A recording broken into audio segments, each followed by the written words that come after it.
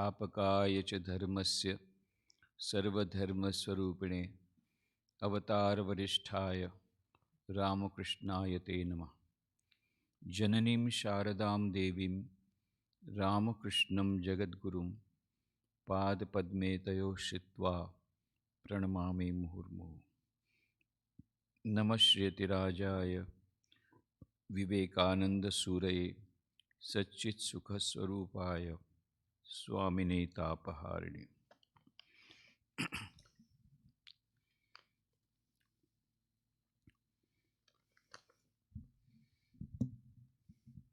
हम लोग चर्चा कर रहे थे कि श्री रामकृष्ण विवेकानंद साहित्य का गुजराती में किस प्रकार प्रचार प्रसार हुआ, बहुत पहले से हो गया, और उसमें किन लोगों ने महत्व की भूमिका अदा की। उसी क्रम में हम आज देखेंगे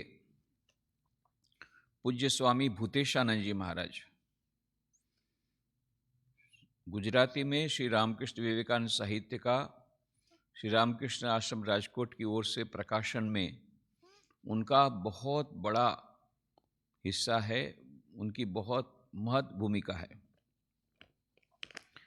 इसलिए जब श्री रामकृष्ण ज्योत का संपादन कार्य मुझे सौंपा गया 1989 में, तो उनके आशीर्वाद लेकर के मैं बेलूर मठ से निकला था, राजकोट आया और ये सब कार्य संभाल रहा था। उसके बीच में 1996 में 1996 में बेलूर मठ में जाने का एक मौका लगा। उस समय मैंने यह अवसर ले लिया, पूज्य भूतेशानंद जी महाराज के पास से मैंने कुछ समय मांगा कि कुछ समय आपके साथ मैं कुछ आपसे जानकारी प्राप्त करना चाहता हूँ। आज की भाषा में कहें तो इंटरव्यू।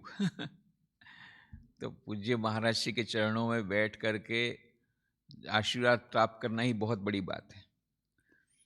फिर भी उन्होंने कृपापूर्वक मुझे समय दिया, 2 दिन, 25 और 26/11/1996। तो 25/11/1996, 25/11/1996, उस समय यह सब जो आजकल है, रिकॉर्ड करना इतना इजी है, आप मोबाइल में भी रिकॉर्ड कर सकते हैं, रिकॉर्डर भी आते हैं। उस समय ऐसा था नहीं, टेप रिकॉर्डर भी सब लोग नहीं रख सकते थे, और ये रिकॉर्ड, वॉइस रिकॉर्ड करने की कोई इस प्रकार की प्रथा भी नहीं थी, और शायद हो सकता है कि वे अनुमति देते नहीं देते। तो मैंने फिर उसी दिन, जिस दिन यह चर्चा हुई, उसी दिन मैंने डायरी में लिख लिया था। इतना अच्छा है। तो उस समय जो चर्चा हुई थी उसका सारांश मैं यहाँ पर कह रहा हूँ। बेलूर मठ, स्थान दिनांक 25/11/1996। मैंने प्रश्न किया, महाराज मैंने सुना है कि जब आप रामकृष्ण आश्रम राजकोट के अध्यक्ष थे, तब आपने गुजरात में रामकृष्ण विवेकानंद साहित्य के प्रचार प्रसार में अग्रणी भूमिका निभाई थी। मैं ये जानने को बहुत उत्सुक हूँ कि आपने यह कार्य कैसे और किस प्रकार से संपन्न किया। तो उसके उत्तर में महाराज ने कहा, मैंने राजकोट केंद्र का प्रभार सन 1945 में लिया। इसके पूर्व गुजराती में बहुत पुस्तकें प्रकाशित हुई थी। सस्ता साहित्य के द्वारा भिक्षु अखंडानंद ने श्री रामकृष्ण और स्वामी विवेकानंद पर पुस्तकें प्रकाशित कर दी थी, जैसे कि उसके पहले भी हम लोगों ने इसके बारे में कहा है। इनका अनुवाद श्री हरिशंकर पंड्या ने किया था।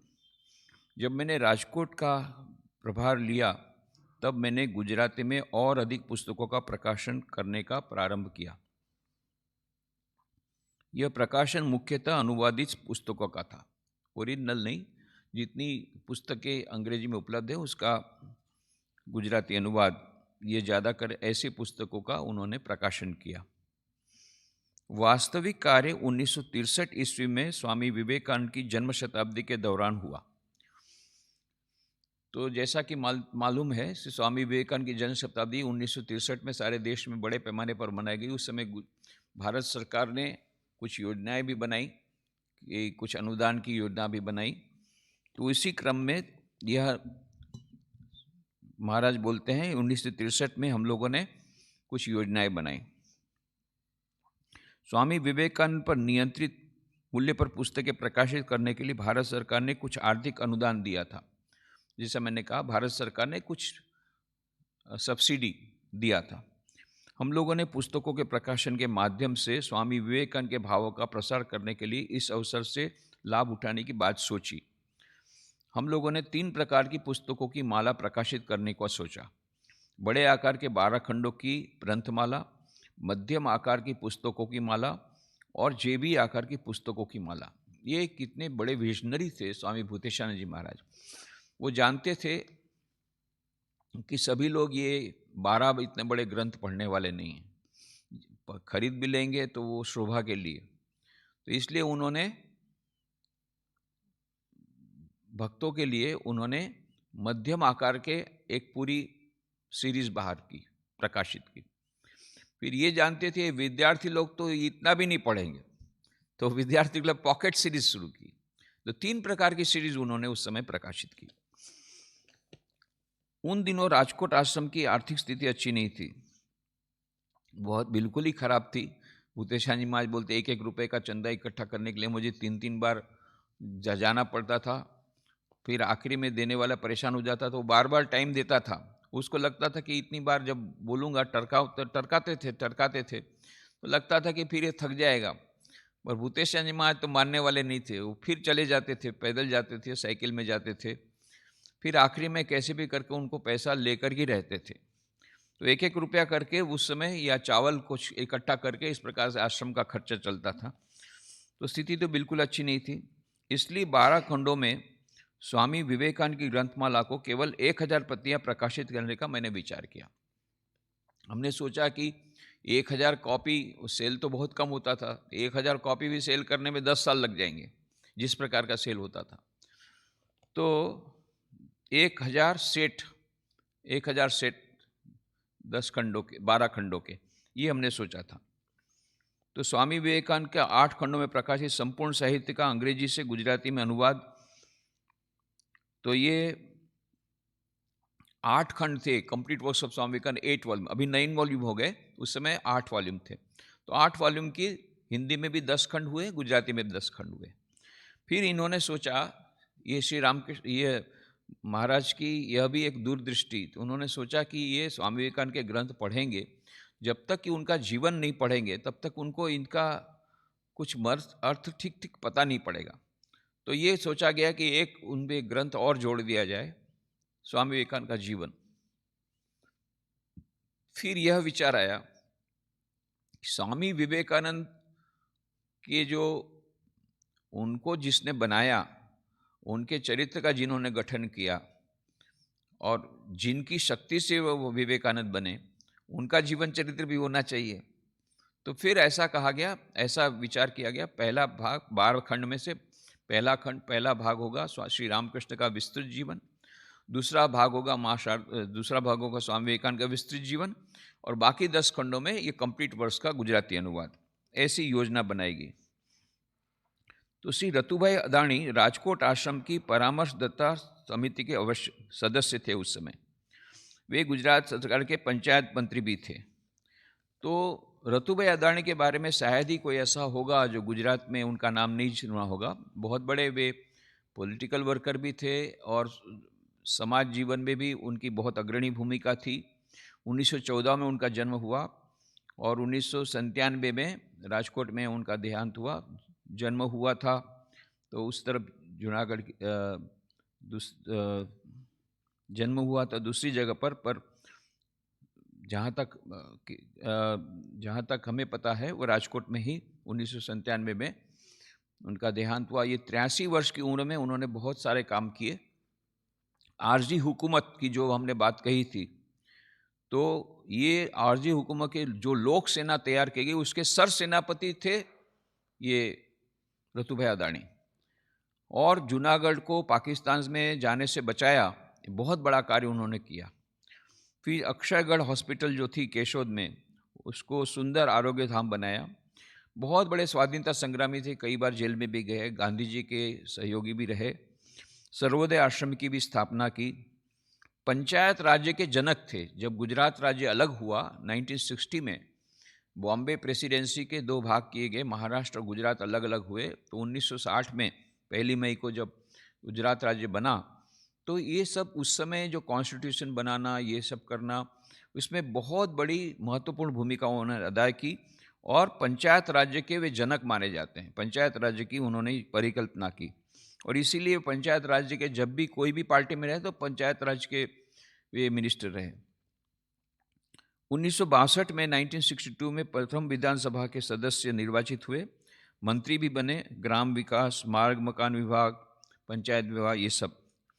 उन्होंने फिर रूपायतन नाम की जो संस्था की है, निसर्ग उपचार केंद्र है जूनागढ़ में, बहुत ही सुंदर वह संस्था है। कई संस्थाओं का उन्होंने निर्माण किया, बहुत सारा समाज सेवा का काम किया और बहुत ही सेवाभावी थे और श्री रामकृष्ण विवेकानंद भावधारा से पूर्णतः प्रभावित थे। कई पुस्तकें भी उन्होंने लिखी हैं। तो ऐसे रतुभाई अदानी ये हमारे रामकृष्ण आश्रम राजकोट की एडवाइजरी कमेटी के मेंबर भी थे। तो ये मुख्य परामर्शदाता थे उस समय। तो पूज्य स्वामी भूतेशानंद जी महाराज ने कहा कि भाई हम लोग इस प्रकार से यह योजना बनाई है, तो complete works of Swami Vivekananda, तो ये 12 खंड में, तो इसमें कुछ हम लोग को अभी बहुत परिश्रम करना पड़ेगा इसके प्रचार प्रसार के लिए। तो कहते हैं पूज्य महाराज ने कहा, मेरी परियोजना के बारे में सुनने के बाद उन्होंने कहा कि कितनी प्रतियां छपाएंगे। तो महाराज ने कहा 1000, डरते डरते कहा, क्योंकि 1000 भी उनको सेल करने में 10 साल लगेंगे। डरते डरते कहा 1000। क्या 1000 प्रतियां स्वामी विवेकानंद के कंप्लीट वर्ष की, मात्र 1000 प्रतियां? नहीं नहीं, ज़्यादा छपाना चाहिए। महाराज ने कहा अरे इसी को बेचते बेच हमको 10 साल लगेगा और आप बोलते हैं ज़्यादा। नहीं नहीं, उसकी व्यवस्था करेंगे, पर कम से कम 6000 सेट हम लोग को छपवाना है। तो 6000 सेट की बात हुई। फिर उन्होंने क्या किया, इन पुस्तकों के प्रकाशनार्थ सरकार से कुछ अनुदान प्राप्त करने के लिए भी पहल की और इतना ही नहीं, उन्होंने गुजरात सरकार में एक परियोजना भी प्रस्तुत की, क्योंकि पंचायत के मिनिस्टर थे। उन्होंने क्या किया, गुजरात सरकार के पास से ये ऑर्डर ले लिया कि कोई भी पंचायत यदि स्वामी विवेकानंद की ये पूरा सेट खरीदती है 60 रुपीज़ में जो है, उसको 50% सब्सिडी मिलेगी सरकार की तरफ से। मतलब पंचायत जो है, ग्राम पंचायत, उसको केवल 30 रुपये में पूरा सेट मिल जाएगा, 12 खंड। तो इस परियोजना की घोषणा के उपरांत अनेक पंचायतें आधी कीमत पर ग्रंथमाला खरीदने की अग्रसर हो गई।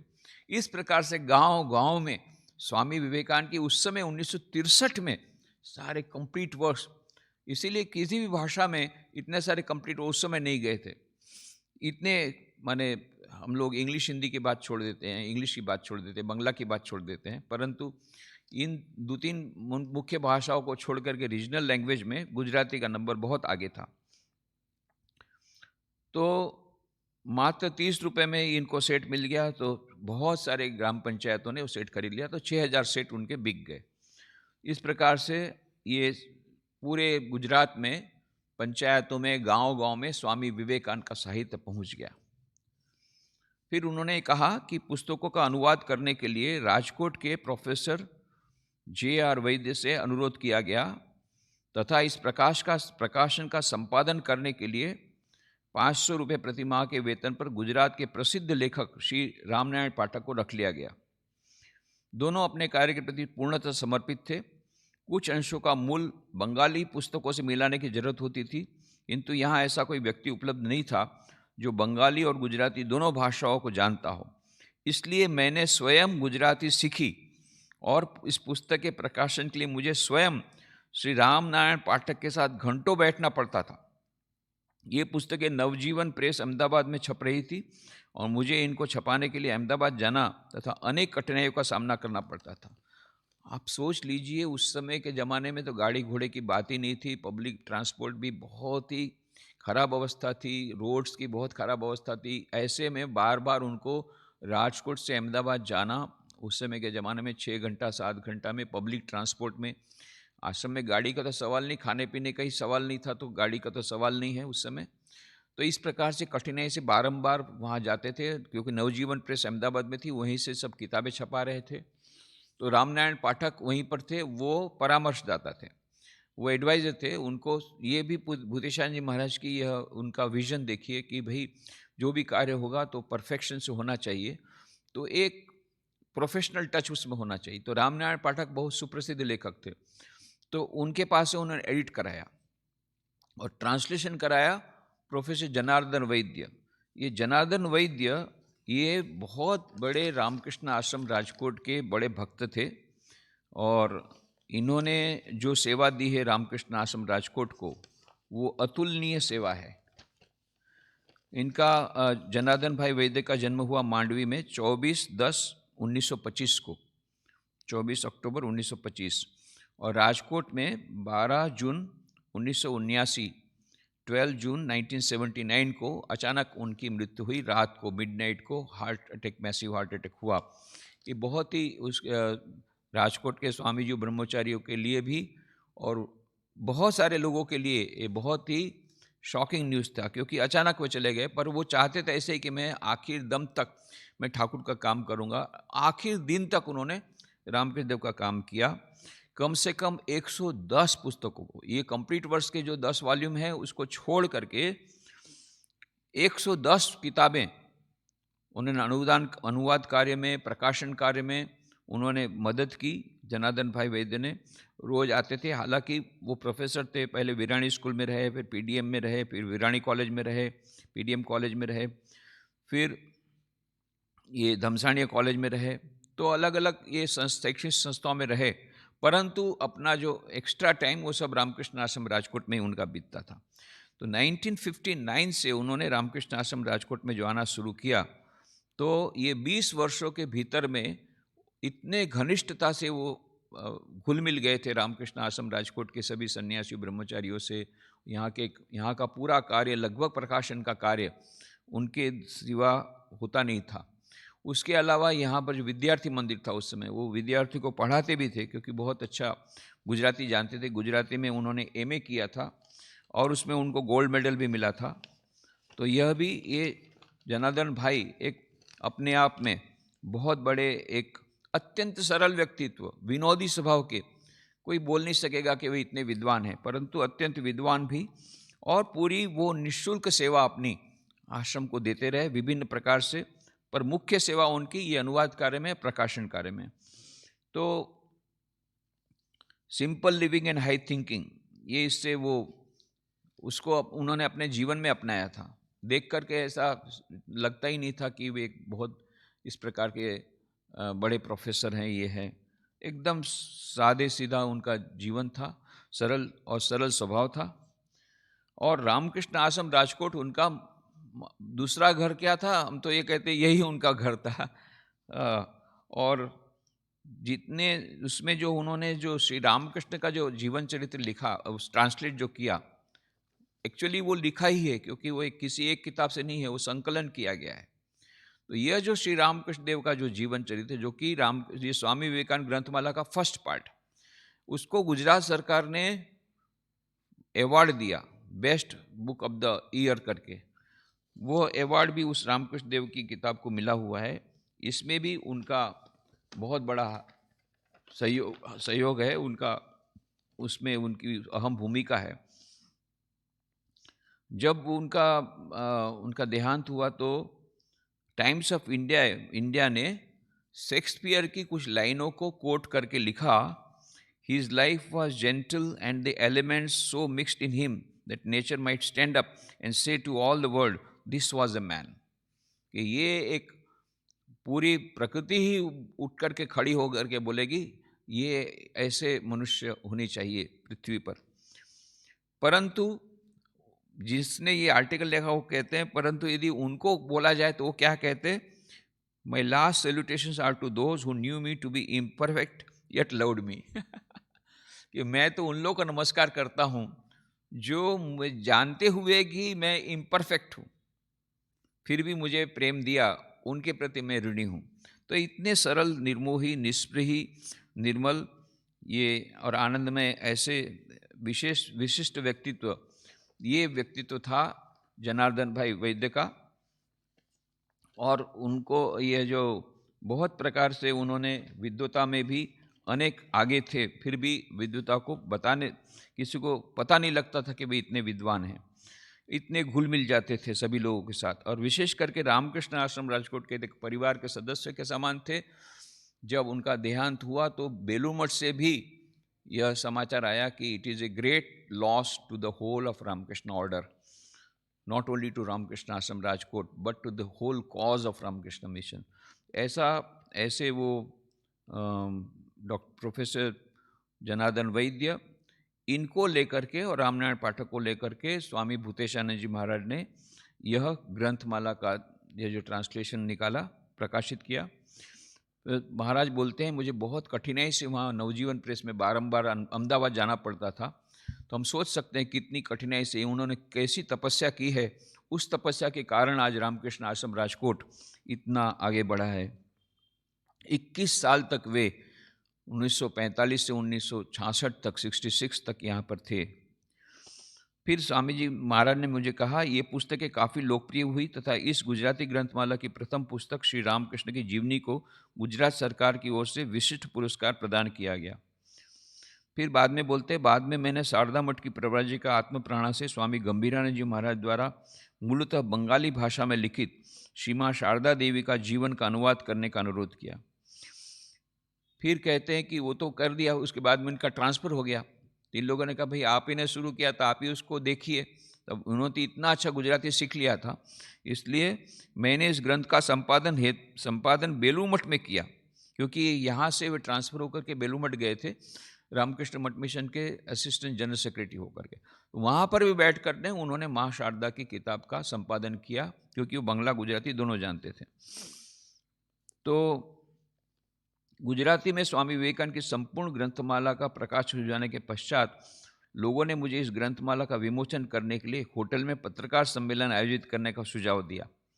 मैंने इसे अस्वीकार कर दिया। तब अहमदाबाद में रतुभाई अदाणी के निवास स्थान में यह कार्य संपन्न हुआ। तो जैसा हम लोग जानते हैं कि कोई भी यदि मान लो कोई बड़े कार्य को आप चाहते हैं कि उसको प्रसिद्धि मिले, तो एक प्रेस कॉन्फ्रेंस बुलाई जाती है। और साधारणतः ऐसा नियम है कि प्रेस कॉन्फ्रेंस को होटल में बुलाते हैं, क्योंकि तब के अब ज़्यादा प्रेस रिपोर्टर आते हैं, अच्छा भोजन भी रहता है, कुछ गिफ्ट भी उसमें गिफ्ट या किट भी दी जाती है, तो उनके लिए एक अट्रैक्शन रहता है ये प्रेस रिपोर्टर्स के लिए। तब जा कर के अच्छी तरह से न्यूज़ आइटम आपकी छपेगी। तो रतुभाई अदाणी तो प्रैक्टिकल मैन थे, व्यवहार कुशल थे, तो उनको मालूम है किस प्रकार से ये सब समाज में कैसा चलता है। तो उन्होंने महाराज को प्रस्ताव रखा कि महाराज आप हम लोग ऐसा करते हैं, इसको ज़्यादा से ज़्यादा पब्लिसिटी मिले, कंप्लीट वर्क्स हो, तो क्या होगा, लोगों को इससे ज़्यादा फायदा होगा। लोग फिर बोलेंगे कंप्लीट वर्क्स कहाँ मिलता है, फिर वो कंप्लीट वर्क्स लेंगे, गुजराती में पढ़ेंगे। तो हमारा तो इस महत उद्देश्य के साथ ही हम लोग ये काम कर रहे हैं।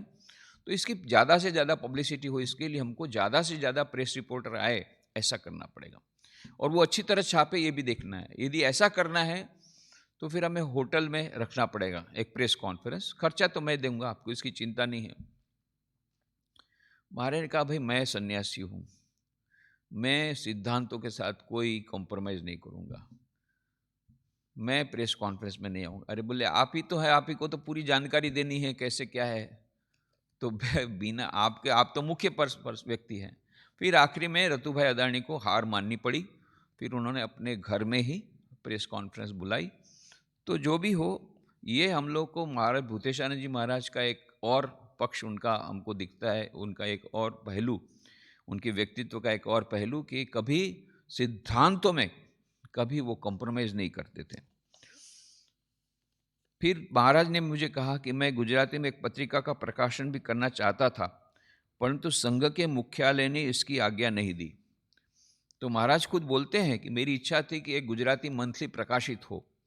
उसके लिए बोले मैंने लिखा भी था हेडक्वार्टर्स को। उस समय तो वो हेडक्वार्टर में नहीं थे उस समय रामकृष्ण आश्रम राजकोट के अध्यक्ष थे। तो बोले हेडक्वार्टर्स ने परमिशन नहीं दी, तो अनुमति नहीं दी। तो फिर मैंने कहा महाराज अब गुजराती में जब रामकृष्ण ज्योत नामक पत्रिका का प्रकाशन शुरू हो गया है, इससे निश्चय ही आपको प्रसन्नता हो रही होगी। उत्तर में उन्होंने कहा हाँ मैं बहुत प्रसन्न हूँ। इस पत्रिका के कारण अब रामकृष्ण देव और स्वामी विवेकानंद के भावों का दूर दूर तक प्रचार प्रसार हो रहा है। गुजराती में प्रकाशित पुस्तकों की बिक्री भी काफ़ी बढ़ गई है। फिर मैंने कहा, महाराज इस पत्रिका को अधिक उपयोगी बनाने के लिए अपने सुझाव देने की कृपा कीजिए। फिर महाराज ने कहा, इस पत्रिका के लिए तुम विज्ञापन ले सकते हो, लेकिन नियंत्रित रूप से। एक प्रश्न मैंने पूछा था, भाई एडवर्टीजमेंट लेना चाहिए कि नहीं, क्योंकि उसके बिना खर्चा कैसे चलेगा, क्योंकि जब तक रियायती दर पर हम रामकृष्ण ज्योत नहीं देंगे, लोगों को वैसे भी पढ़ने की, तो उस समय के ज़माने में पढ़ने की कोई ज़्यादा लोगों में दिलचस्पी नहीं थी, वो भी धार्मिक साहित्य में, आध्यात्मिक साहित्य में, वो भी इस प्रकार का थोड़ा सा उच्च कोटि का, थोड़ा कहानी वाला वगैरह, चमत्कार की कहानी वगैरह से भरपूर हो तो अलग बात है। तो इस प्रकार का उच्च साहित्य, वो भी गुजराती में, वो भी आध्यात्म से जुड़ा हुआ, तो उसको रियायती दर पर देने से तो भी पता नहीं खरीदेंगे कि नहीं। इसलिए हमने कहा कि थोड़ा एडवर्टाइजमेंट लेंगे तो उससे खर्चा निकलेगा। उन्होंने कहा ठीक है, ले सकते हो, परंतु लिमिटेड लो। फिर उन्होंने कहा कि खासकर ऐसे विज्ञापनों से बचने की चेष्टा करो जो हम लोगों के भावादर्श के अनुरूप नहीं है। ये उन्होंने एक हिंट दिया। तो हम लोग आज भी ऐसा उसको मानते हैं। कोई भी इस प्रकार का एडवर्टीजमेंट हो तो हम लोग वापस कर देते हैं। फिर बाद में अधिकांश वगैरह तो फिर वो लोग दूसरी एडवर्टीजमेंट भेजते हैं। नहीं भेजते तो हम कहते हैं कोई बात नहीं, हमको यदि आप नहीं भेज सकते हैं कि आपका स्टैंडर्ड, अपनी कंपनी का ये है, स्टैंडर्ड रूल है कि यही एडवर्टीजमेंट जो आपने ब्लॉग बनाया है वही छापना है, तो हम कहते हैं भाई हमको नहीं ज़रूरत है आपकी, आप हम नहीं छापेंगे। उसमें हम कॉम्प्रोमाइज़ अभी भी नहीं करते हैं। फिर इस पत्रिका ने प्रचुर रूप से अच्छा कार्य किया है। फिर उन्होंने एक हिंट भी दी, तुम्हें मुद्रण की भूलों के प्रति अधिक सावधान होना होगा। आजकल सभी पत्रिकाओं में छापने की गलतियां होने लगी है, हम लोगों को इस संबंध में विशेष सावधान रहना होगा। ये भी महाराज ने एक छोटी सी हमको एक बहुत महत्वपूर्ण एक सुझाव दिया। फिर मैंने प्रश्न पूछा, महाराज गुजराती साहित्य के प्रभाव के संबंध में आपके क्या विचार हैं? उन्होंने कहा, जहाँ तक प्रभाव की बात है, ग्रंथमाला संपूर्ण साहित्य अनेक गांवों में पहुंच चुकी है, यहाँ तक कि शैक्षणिक संस्थाओं में भी पहुंची गई है। निश्चय ही इसने अप्रत्यक्ष रूप से गुजरात के विकास में योगदान दिया है। जब मैं गुजरात में था, अनेक शिक्षण संस्थाएं मुझे व्याख्यान आदि देने के लिए आमंत्रित किया करती थी। यही सिद्ध करता है कि वे लोग स्वामी विवेकानंद की विचारधारा को जानने में रुचि लेने लगे हैं। तो पूज्य भूतेशानंद जी महाराज के समय से ही यहाँ पर बहुत प्रकार के कॉलेजों में प्रवचन देने के लिए उनको निमंत्रण मिलते थे। इसका मतलब ही लोग स्वामी विवेकानंद के बारे में जानने को उत्सुक। अभी तो बहुत ज़्यादा बढ़ गया है, अभी तो कई जगह, कई शैक्षणिक संस्थाओं से हम लोग को इस प्रकार के निमंत्रण आते हैं। वो जो पूज्य भूतेशानंद जी महाराज ने जो स्ट्रॉन्ग फाउंडेशन बनाई, यह रामकृष्ण विवेकानंद भावधारा की, उस पर अभी तो मल्टी स्टोरी बिल्डिंग बन गई है। तो यह सब महाराज के प्रति हम लोग कृतज्ञ हैं, पूज्य भूतेशानंद जी महाराज के प्रति कृतज्ञ हैं। और बाद में उन्होंने दूसरे दिन मैंने जो था इंटरव्यू में 26/11/1996 को, उसमें मैंने जानना चाहा था कि रामकृष्ण विवेकानंद साहित्य के विषय में आपके विचार जानना चाहता हूँ। इसके उद्देश्य क्या है, इसका कार्यक्षेत्र व्याप्त कहाँ तक है, तथा समाज, राष्ट्र की और व्यक्ति पर इसका क्या प्रभाव है। तो उन्होंने यही कहा था कि हमको देखो राजनीति से दूर रहना पड़ेगा। पहली बात, राजनीति से हम लोग को दूर रहना है। इतना ही नहीं, समाज सेवा भी हम लोग नहीं करते हैं। हमारे लिए आध्यात्मिक सेवा, आध्यात्मिक पूजा है। तो हम लोगों को उससे कितना समाज का फायदा हुआ वो ज़्यादा महत्व का नहीं है, पर हम लोग सचमुच में उसको आध्यात्मिक जो प्रभाव को वहाँ पर फैलाना है, ये इतना भर काम हमारा है। समाज सुधार के लिए या राजनीति के लिए यह पत्रिका नहीं रहेगी, या कोई भी प्रकाशन या हमारी किताबें नहीं रहेगी। समझ लो कि तुम्हें किसी राजनीति में आसक्त नहीं होना है। हमें अपने प्रकाशनों में किसी संप्रदाय या पंथ की आलोचना नहीं करनी चाहिए। ये बहुत बड़ी बात उन्होंने की, किसी की भी आलोचना हमको नहीं करनी चाहिए। आज तक हमने इसको रखा है हमारी पत्रिका में या पुस्तकों में। भले दूसरे लोग हमारी आलोचना करें तो करें, हमको उससे कोई मतलब नहीं, पर हम किसी की आलोचना नहीं करेंगे। हमें किसी संप्रदाय या ग्रंथ के, पंथ के विषय में किसी प्रकार की टिप्पणी करने से इनकार कर देना चाहिए। हम अपने प्रकाश में न तो किसी पंथ की आलोचना करेंगे, न ही किसी चापलूसी करेंगे। और फिर बोलते, जहाँ तक समाज पर इसका प्रभाव है, उन्होंने कहा हमारा आध्यात्मिक संगठन है, हमें अपने को सामाजिक समस्याओं में नहीं उलझाना है, न तो पॉलिटिक्स में उलझाना है, न सामाजिक समस्याओं में अपने को उलझना है। हमारा मुख्य हेतु है आध्यात्मिक विचारों के द्वारा क्रांति लाना, और वो जब क्रांति आ जाएगी, सच्ची शिक्षा आ जाएगी, तो अब अपने आप समाज सुधार हो जाएगा। हमको डायरेक्टली उसमें नहीं कूद पड़ना है, उससे हमको दूर रहना है। ये बहुत अच्छी अच्छी बातें और भी उन्होंने की, शिव ज्ञान से जीव सेवा की बात की। फिर उन्होंने कहा कि हमको दो बातें याद रखना है, एक है तत्व और दूसरा है तथ्य। ये दोनों को याद रखना है। तथ्य का मतलब होता है हमारे जितनी भी जानकारी होगी, जो भी हम छापेंगे, इट शुड बी ऑथेंटिक। ये तथ्य होना चाहिए साहब। हमें इस विषय में काफ़ी सावधान रहना चाहिए कि हमारे साहित्य में केवल प्रामाणिक विषय वस्तु ही प्रकाशित हो। जहाँ तक तत्व की बात है, हमें यह ध्यान में रखना चाहिए कि हमारा साहित्य आधार रूप में वेदांत के साथ रामकृष्ण विवेकानंद भावधारा का प्रचार करें। ये हमारा दर्शन है, ये हमारा तत्व है। तत्व क्या है? वेदांत का दर्शन, रामकृष्ण विवेकानंद भावधारा से जो प्रतिपादित है, ऐसा वेदांत का धर्म, वेदांत का दर्शन, ये हमारा तत्व है। इसको हमको अपने प्रकाशनों में प्रकाशित करना है। और विभिन्न धर्मों के समन्वय की बात को भी हमें ध्यान में रखना चाहिए। हमारे साहित्य का उद्देश्य नव वेदांत के भावों का प्रचार करना है। ये उन्होंने बहुत बड़ी बात कही। नियो वेदांत जिसको बोलते हैं, नियो वेदांत या नव वेदांत, ये जो पुराना वेदांत है वो नहीं। जो स्वामी विवेकानंद ने नए वेदांत की बात कही, नया वेदांत क्या है? प्रैक्टिकल वेदांत, व्यवहारिक में वेदांत। ये वेदांत का दर्शन जो हमको दैनिक जीवन में उपयोगी हो, न केवल हमारे एकेडमिक कोई डिस्कशन की बात, ये वाला वेदांत नहीं। ब्रह्म सत्य जगत मिथ्या करके सब उड़ा दिया, ऐसा नहीं। अभी व्यावहारिक जो हमारी जो एक्टिविटीज़ है, व्यावहारिक हमारे कार्य में, व्यावहारिक जीवन में वेदांत के दर्शन को अपनाना, ये है नियो वेदांत। तो उन्होंने नियो वेदांत को हमको पकड़ना होगा और उसी का प्रचार प्रसार करना होगा। ये बहुत बड़ी बात उन्होंने कही। इस प्रकार से पूज्य भूतेशानी जी महाराज ने कृपापूर्वक 2 दिन मुझे दिए, आधा आधा घंटा, और बहुत अच्छी अच्छी बातें उन्होंने कही। और उसके अनुसार हम लोग अपने यहाँ पर बाद में रामकृष्ण ज्योत को, उसी पत्रिका को, उनके सुझावों के अनुसार हम लोग प्रकाशित करने का प्रयत्न कर रहे हैं। पर ये तो मानना ही पड़ेगा कि ये जो इतना बड़ा अभी प्रचार प्रसार हो रहा है श्री रामकृष्ण ज्योत के माध्यम से या फिर प्रकाशन विभाग के माध्यम से, अभी तो कंप्लीट वर्ष हम लोगों ने 9 खंड में निकाला है, और रामकृष्ण देव का, स्वामी विवेकानंद का जीवन अलग से कर दिया। अभी जिसको जीवन चरित्र पढ़ना है, फिर से हम लोगों ने क्या किया, केवल complete works of Swami Vivekananda, अभी 9 वॉल्यूम है, उसी 9 वॉल्यूम को फिर से 9 भाग में गुजराती में हमने प्रकाशित किया है। और 50% डिस्काउंट में बहुत अभी इसका हम लोग प्रचार प्रसार करने का प्रयत्न कर रहे हैं। हज़ारों कॉपी हमने छपाई है, उसका प्रचार प्रसार कर रहे हैं। और भी कई किताबें हम लोग सब्सिडाइज या फ्री, निःशुल्क, ऐसी भी कुछ किताबें देना शुरू किया स्कूल कॉलेज में। जो भी हो, हम चाहते हैं कि यह जो साहित्य है, स्वामी विवेकानंद, रामकृष्ण विवेकानंद साहित्य, ये पूरे क्रांति, हमारे जीवन में क्रांति लाने के लिए, समाज में क्रांति लाने के लिए, देश में क्रांति करने के लिए सक्षम है। इसलिए जितना इसका प्रचार प्रसार हो, उसका हम लोग प्रयत्न कर रहे हैं।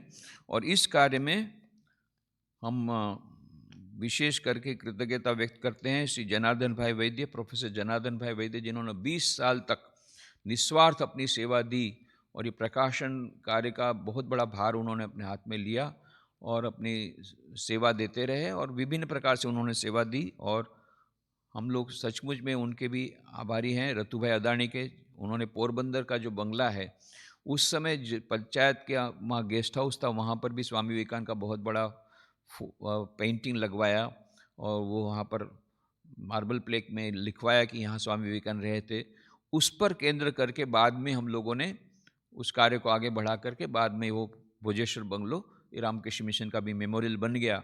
पर प्रारंभ वहाँ से हुआ। रतु भाई अदानी और स्वामी आत्मस्थान जी महाराज ने वहाँ जा कर के देखा कि कहाँ पर किस जगह स्वामी जी रहे थे, और वहाँ से ये शुरुआत हुई।